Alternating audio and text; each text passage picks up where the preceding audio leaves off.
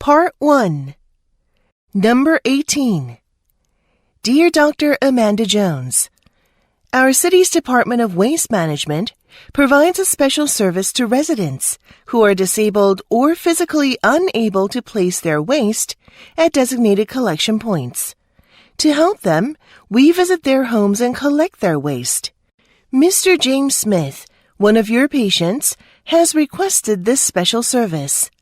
In order to provide Mr. Smith with this service, we need to verify that his mobility is medically impaired. Therefore, with his consent, we would like to request that you provide medical documentation of Mr. Smith's physical impairment. Please find the attached form to fill out with his medical information. Your cooperation in this matter is greatly appreciated. Sincerely, Deborah Johnson, Operations Manager of Waste Collection Division. Number 19. Kate stared at Detective Will on the other side of the table. What brought him to my house? She wondered. Have you noticed anything strange at the Royce house lately?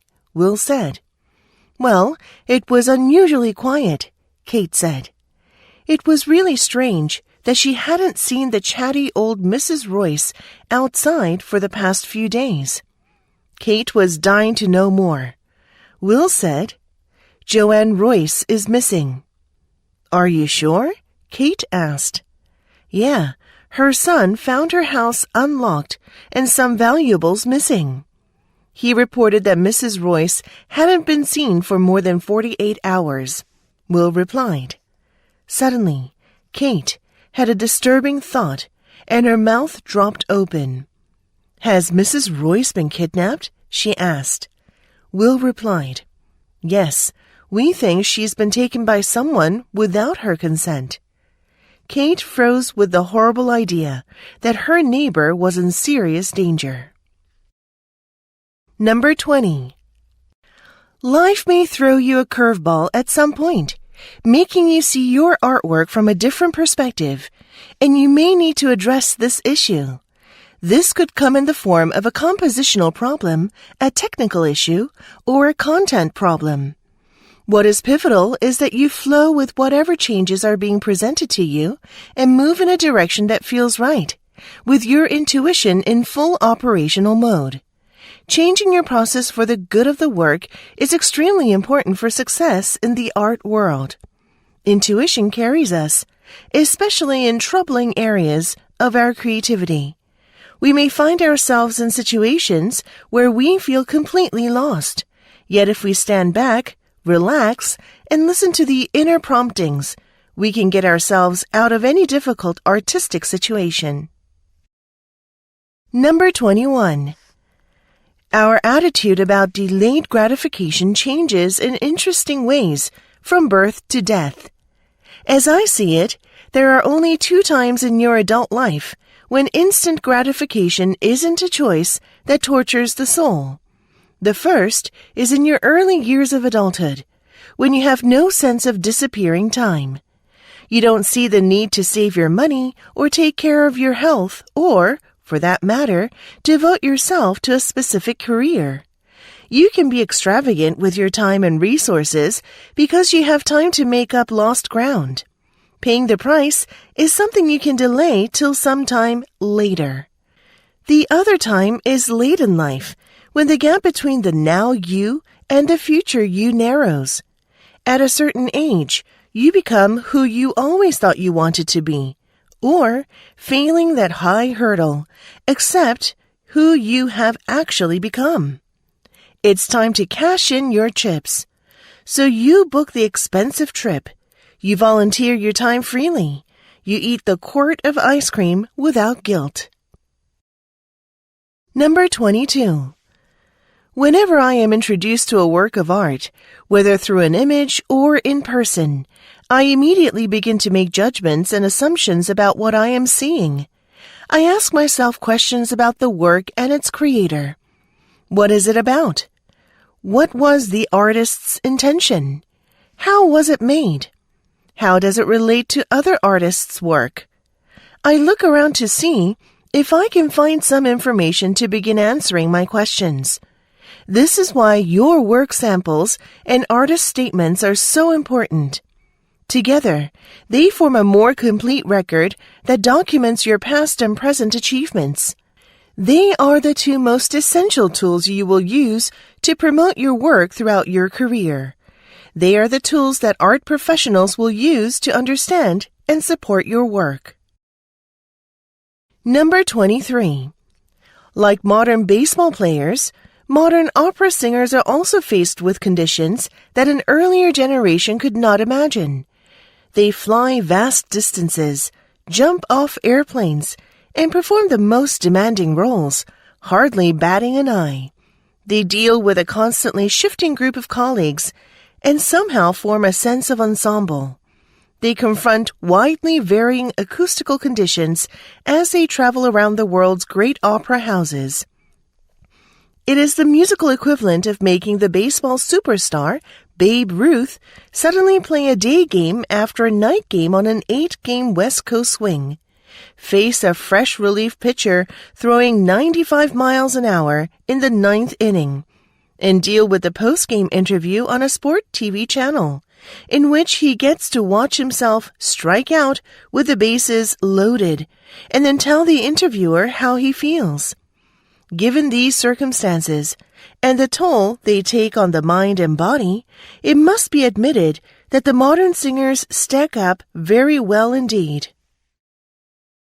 Number 24.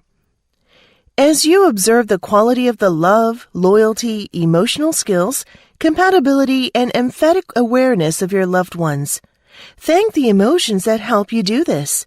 Thank your jealousy and your envy. In their soft, free-flowing states, these two emotions help you focus on what you need from your relationships. They also help you discern the depth of love and care you receive, the loyalty and security you feel, and the quality of your connection to stable sources of love, faithfulness, resources, recognition, and security. If you've created a number of healthy relationships with loving, available, emotionally aware, loyal, and stable people, then your healthy envy and jealousy have been active in your life already, even if you didn't know it until this very second. When these two emotions are free to do their proper work, they'll help you identify and choose safe friends and healthy mates. Thank you, jealousy and envy. Number 25. U.S. electricity generation by source. The graph above shows the U.S. electricity generation by source from 2017 to 2022, with the percentage share of 2021 and 2022 being projections. Overall, natural gas took up the largest proportion of U.S. electricity generation from 2018 to 2020, and it was expected to be about 35% of electricity generation in 2022. Coal accounted for more than 30% of the U.S. electricity generation in 2017, but its percentage share decreased after that, and it was projected to show a rebound in 2021. Of U.S. electricity generation in 2020, the percentage share of coal and that of nuclear were almost the same, at about 20%. The percentage share of renewables steadily increased from 2019, and it was projected to be almost double in 2022 than it had been in 2017. Over the given years, the percentage share of hydropower remained and was projected to be the smallest among the 5 sources, staying between 5% and 10% of U.S. electricity generation. Number 26. Rudolph Carl Gorman was a Navajo painter born in Chinle, Arizona. Gorman was known as the Picasso of American Indian art. He, like many children, drew from an early age. He was encouraged to develop his interest in art, which eventually led to a scholarship to the Mexico City College from the Navajo Tribal Council. Gorman moved to New Mexico, opening the Navajo Gallery in Taos in 1968. It was the first Native American-owned art gallery. In 1973, He was the only living artist whose work was shown in the Masterworks from the Museum of the American Indian exhibition held at the Metropolitan Museum of Art in New York City. Gorman's work was influenced by Mexican social realists like Diego Rivera and David Siqueiros. Many of his paintings focus on Navajo women, their roles within the Navajo Nation, and how they relate to women the world over. He died at age 74. New Mexico Governor Bill Richardson ordered flags flown at half-staff in his honor. Number 27. 2023 School Geography Competition. Love geography? Want big prizes? Come and compete. Open to all 9th and 10th graders. This year's theme is the geography of our city. Note the schedule. Photo competition. Time, September 1st through September 14th. Place, main lobby. Quiz competition. Preliminary round. Time, Friday, September 8th, lunch period. Place, geography classroom. Final round. Time, Friday, September 15th, 3 p.m. Place, school auditorium. Winners of each category are awarded a trophy, gift certificates, and the honor to be cited at Parents' Night. How to register. To get more information or to register, visit the school website at www.arcadiahighschool.edu and click the registration button. Number 28. Grandel Walking Festival. Fun walks at Grandel Valley. Dates, September 3rd through 6th. Starting point, Grandel Education Center. Organizer, Grandel Walking Club. New members are always welcome, but non-members can participate too. Level, Walk A, only for very experienced hill climbers. Walk B, for experienced walkers. Walk C, ideal for the whole family. Route, Walk A, 16 miles. Walk B, 9 miles. Walk C, 4 miles. Starting time, Walk A, 7:30 a.m. Walk B, 9:30 a.m. Walk C, 10 a.m. Duration, Walk A, 6 hours plus. Walk B, 5 hours. Walk C, 2.5 to 3 hours.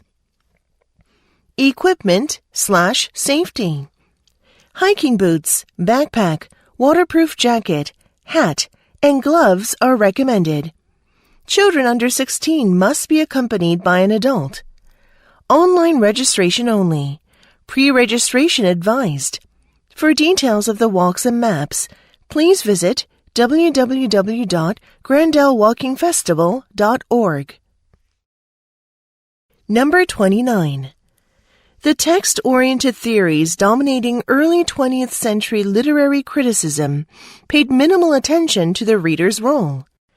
Meaning in a literary work was to be found out there, in the words on the page.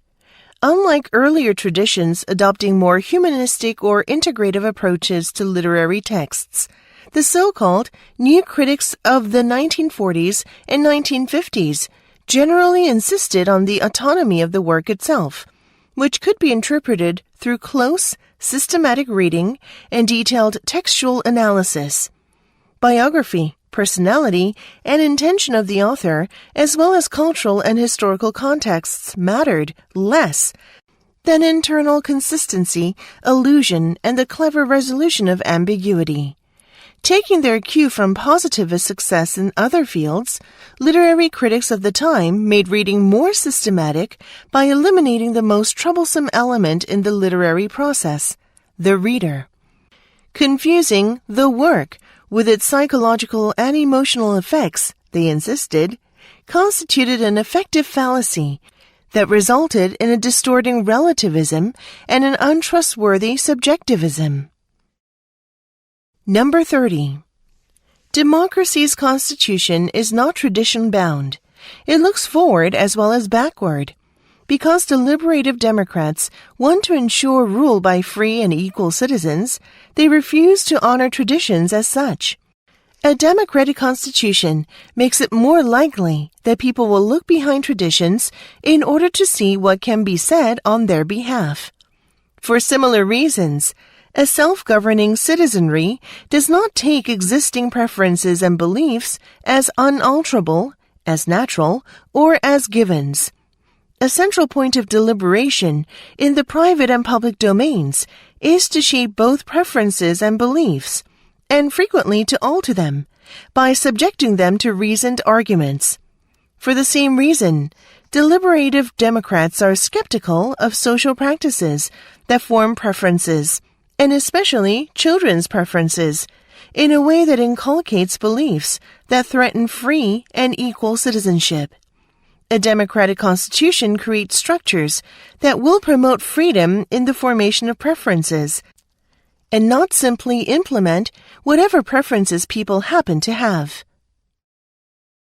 Number 31. During World War II, Hollywood actors and actresses volunteered their time and services to help the war effort. Male megastars like Clark Gable, Jimmy Stewart, and Tyrone Power joined the armed forces. Actresses flew across the country selling bonds. In Hollywood, some of the biggest stars could be found at night at the Hollywood canteen handing out coffee and donuts and chatting and dancing with men in the armed forces. Black and white movie studio musicians played live music. These humane gestures escalated into political acts when word got out that there were mixed couples, blacks and whites, dancing together. There was talk of racially separating the canteen. That ended when two-time Academy Award winner Bette Davis and John Garfield, major Warner Brothers stars and founders of the canteen, said if that happened, the actors wouldn't come. Without actors, there would be no canteen. So unlike the armed forces in World War II or nightclubs in the United States, the Hollywood canteen was integrated. Number 32. If you were to take life from a purely functional and human-centric point of view, which I don't, it would not be straightforward to prove the absolute necessity of all today's biodiversity. It could possibly be tempting to think that fewer flies would make life more comfortable for humans, and the numbers of tigers and polar bears might even feel irrelevant to our everyday lives. Perhaps the ecosystem could survive being trimmed down a good bit further and still supply all humankind's needs. What a desperately sad way of looking at the world. But if we were to adopt it, the easiest thing to do might be just to take the risk, right?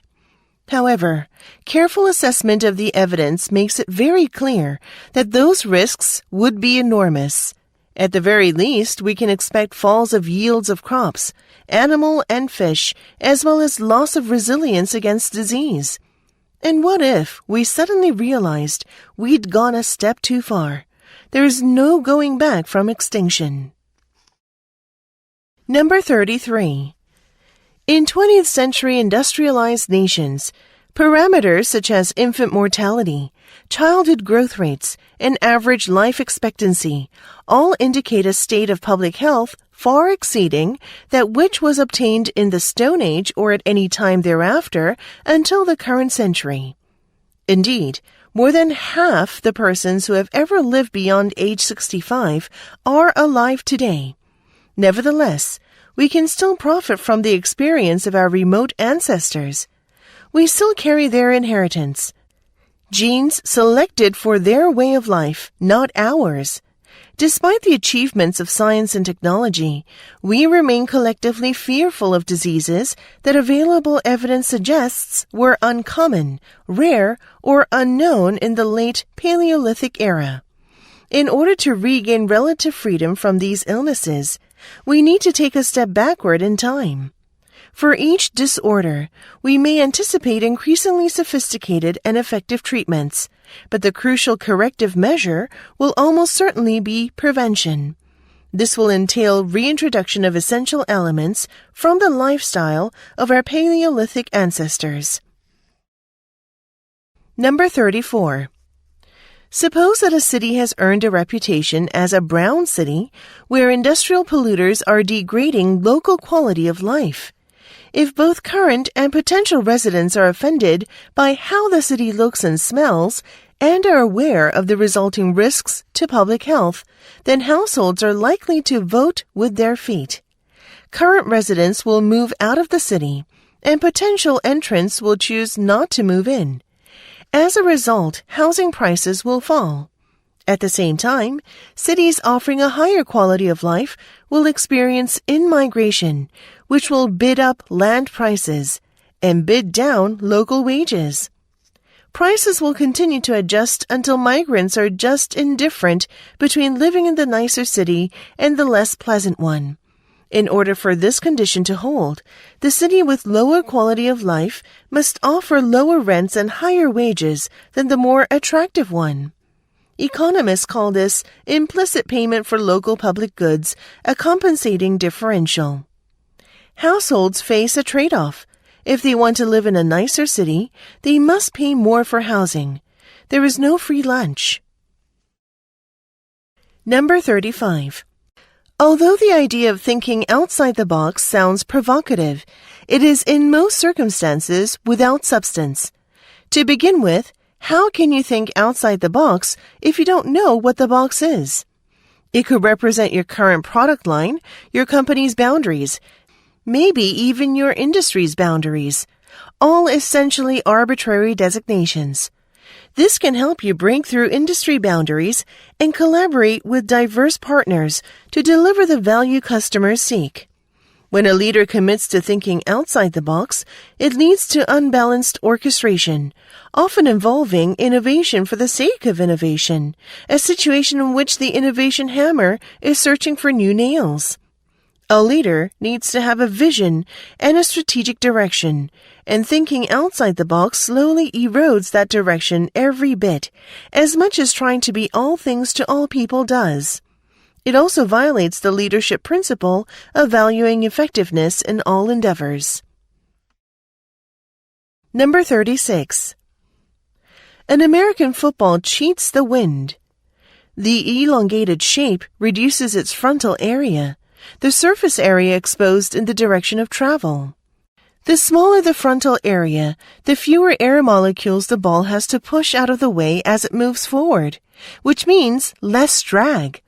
Compare a football with a round ball with the same mass and total surface area, and you'll find that the football has less frontal area than the round ball, and thus can be thrown further. Another way of understanding frontal area is by putting your hand out of the window of a moving car. If you face your palm forward, the wind pushes hard against your hand. But if you turn your hand 90 degrees so that just the side of your hand faces forward, the frontal area is reduced, and so is the wind resistance. You can almost feel your hand slicing through the air. This is why sharks and rockets and race cars all have pointy noses. Number 37. Scientists are often in the position of judging dramatic-sounding claims. In 2012, physicists at the Large Hadron Collider announced the discovery of a new particle, most likely the long-sought-after Higgs boson. Scientists around the world were immediately ready to accept the claim, in part because they had good theoretical reasons for expecting the Higgs to be found exactly where it was. Their prior was relatively high. In contrast, in 2011, a group of physicists announced that they had measured particles that were apparently moving faster than the speed of light. The reaction in that case was one of universal skepticism. This was not a judgment against the abilities of the experimenters. It simply reflected the fact that the prior credence assigned by most physicists to any particle moving faster than light was extremely low. And indeed, a few months later, the original team announced that their measurement had been in error. Number 38. Apart from molds and mushrooms, fungi don't spring to mind as being important life forms, and yet they have a great impact on us.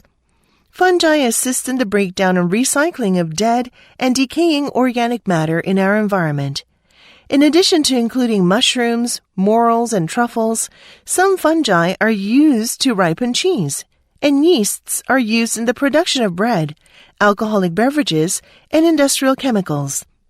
Fungi are the source of the most important of all drugs, penicillin, and cyclosporine, a drug that prevents the rejection of transplanted organs. But 30% of the 100,000 species of fungi are parasites and pathogens. Plants are their favorite target. They have devastated fruit harvests and caused the American chestnut tree blight, Dutch elm tree disease, and ergotism, which killed 40,000 people in France in year 944, and has been implicated in causing illusions in those accused in the Salem witch trials. Fungi caused infections of the skin, athlete's foot, yeast infections, candidiasis, and life-threatening systemic infections. Number 39. A number of archaeologists throughout the world are using their skills to both preserve archaeological sites and improve the lives of modern inhabitants of the communities where the sites are located. In countries such as Guatemala, the location of a number of spectacular Mayan ruins, archaeologists are increasingly integrating economic development and environmental preservation into their research programs. The ancient Mayan sites pose special conservation concerns because of their size. For example, Chocolat, the focus of research by American archaeologist Jonathan Kaplan, has more than 60 mounds, large irrigation systems, and numerous monuments. Information from the site has shed insight into the origins of Mayan civilization. Yet the farmers of modern Chocolat, descendants of the ancient Maya, face poverty and disease. In the face of such modern needs, the preservation of ancient monuments and the surrounding environment is of limited concern. Number 40. In order to be effective, laws have to balance precision with vagueness. It might seem that the more precise the law, the better it is for those who have to obey and to enforce it. But clearly, this is not always, indeed not often, the case. Let's take a very simple case.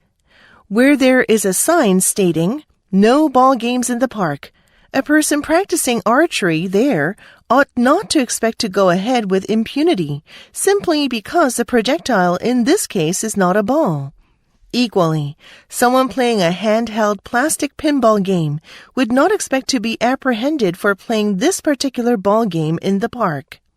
But to specify all prescribed projectiles, along with exceptions to the list, would be unbearably tedious, would require the environment to be even more polluted with signs, and much bigger signs at that, than it already is, and would convey much less information, because few people would have the patience to read them.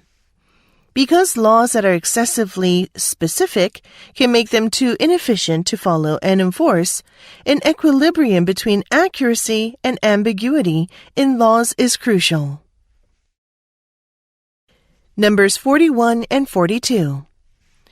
Distrust is the action the truster takes in not trusting the trustee to do X. Distrust is not the same as the betrayal of trust or demonstrations of untrustworthiness. An agent can choose not to trust, forego trust, without actually distrusting. Distrust typically involves large risks.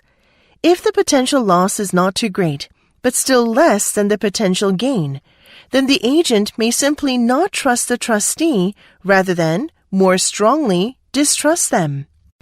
Distrust entails relying on others outside of the exchange relationship, thus reducing dependence and increasing distrust. Distrust can foster more distrust and clearly reduces the opportunities for positive trust outcomes that permit trust. The gains from trusting and being betrayed can be greater than the gains from distrusting, since betrayal results in the end of the relationship and any future losses associated with that relationship. Distrust can be employed strategically to maintain power over others. Elements of organizational and institutional design often reflect such strategic decisions, independent of how they function in practice. Here's the example of prison design in fostering distrust between prisoners. The classic prisoner's dilemma leverages distrust between prisoners to provoke criminal confessions.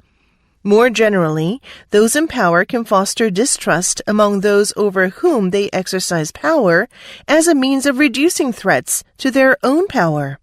Alternatively, the powerless can use distrust of the powerful as a check on their exercise of authority. Numbers 43 through 45. Josh just started his journey to bicycle across Turkey. Last night, his very first night, one cycle tour next to his tent warned him. Remember, you are cycling Turkey.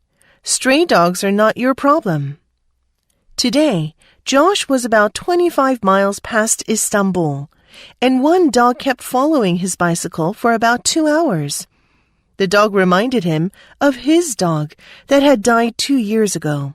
Rest in peace. Pushing on the pedals to try to ignore the dog, he blasted away as only a pure sprinter can. Josh glanced behind.